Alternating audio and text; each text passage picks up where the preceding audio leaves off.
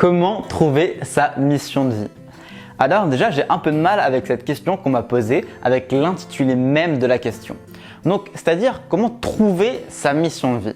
Ça part du principe déjà qu'il y a une mission qui nous est présupposée, qu'on est censé avoir une mission qui est déjà établie et que nous-mêmes, on n'a pas vraiment de choix pour avoir plus ou moins telle ou telle mission.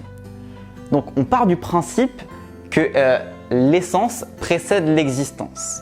Et moi, je suis assez d'accord avec la philosophie de Sartre sur ce point, que l'existence précède l'essence.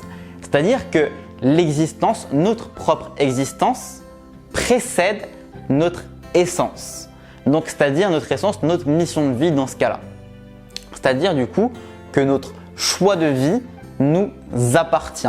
Ce qu'on va vouloir faire, notre mission de vie nous appartient et on va pouvoir découvrir ce vers quoi on a envie de tendre dans la vie. Mais du coup, on va choisir ce sur quoi on a envie de se spécialiser. Et je suis assez convaincu de ça, qu'on va pouvoir choisir ce sur quoi on va avoir du plaisir à faire tout simplement. Donc typiquement, si tu as envie de te spécialiser dans le sport, donc on va plus précisément, on dira le tennis. Si tu as envie d'être passionné de tennis, si tu as envie de vraiment apprécier à faire du tennis, simplement, au lieu de lire des magazines et de dire bon, quel sport je vais choisir, quel sport je vais plutôt aimer, quel sport me correspond le plus, simplement, tu vas prendre ta raquette, tu vas prendre ta balle, tu vas prendre un pote et tu vas pratiquer, pratiquer, pratiquer.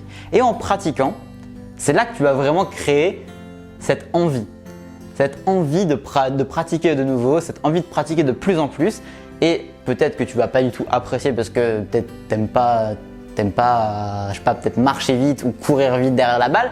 Mais en tout cas, tu vas développer une certaine addiction, un certain plaisir à jouer au tennis. Simplement en pratiquant. Plus tu pratiques, même si tu n'aimes pas ça, plus tu vas réussir à apprécier. À part c'est vraiment contre tes valeurs morales.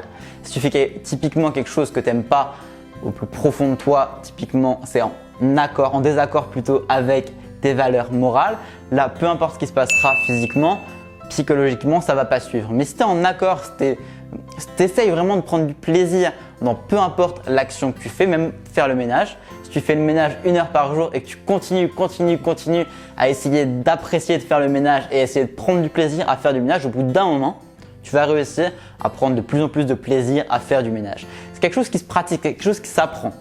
On peut devenir passionné de faire du ménage, de faire le ménage, de faire la vaisselle, peu importe la tâche la plus chiante que vous imaginez, peu importe la tâche la plus désagréable que tu imagines, c'est possible de tomber amoureux de cette tâche. C'est tout à fait possible et ça arrive à des dizaines de personnes qui justement s'occupent de faire le ménage chez les gens ou simplement de faire la vaisselle ou autre. Peu importe. Mais c'est vraiment quelque chose qu'il faut comprendre. Après, il faut le vouloir. Il faut vouloir tomber amoureux, tomber en passion de cette action, de cet objectif. Parce que si tu n'es pas vraiment connecté psychologiquement, si tu n'as pas vraiment envie de simplement tisser du lien avec cette passion, avec cette action, avec cet objectif, forcément ça ne va pas le faire. Mais si tu essayes vraiment, si au plus profond de toi, tu as vraiment l'envie profonde de développer cet amour, cette passion, tu vas tout simplement réussir. C'est aussi simple que ça. Donc peu importe ce que tu as envie de faire aujourd'hui, fais-le. Tu vas pouvoir développer une passion ou au moins un peu d'amour pour cette tâche. Simplement voir les choses autrement. Aujourd'hui, tu as peut-être une liste de choses que tu aimes bien faire et plus tu vas les faire, tu choisis simplement dans cette liste et plus tu vas les faire, plus tu vas apprécier cette action. Et c'est comme ça qu'on trouve sa mission de vie. C'est en pratiquant plein de choses que tu vas pouvoir apprécier de plus en plus, que tu vas pouvoir développer de l'amour, de l'affection envers ces différentes tâches et tu vas pouvoir trouver ta mission de vie, sachant que c'est quand même un grand mot, mais tu vas pouvoir trouver ce que tu aimes faire et du coup le pratiquer et justement développer cet amour de faire quelque chose en particulier, cette chose que tu as choisie. Si tu veux aller plus loin, je te conseille fortement mon guide de 7 jours pour exploser les limites de ton mental juste en dessous, tout en haut de la description. Ça t'apprendra simplement à performer dans les actions que tu te poses, donc justement dans ta mission de vie, si tu trouves ta mission de vie, si tu es en quête de mission de vie, ça va permettre de performer dans l'action, justement prendre beaucoup plus rapidement du plaisir dans l'action parce que tu vas être beaucoup plus efficace dans l'action. Donc je te conseille vraiment ce programme en 7 jours juste en dessous, tout en haut de la description. Et sur ce, je te dis, n'oublie pas que la transformation découle de l'action, alors agis. C'était Gotha, à très bientôt, ciao.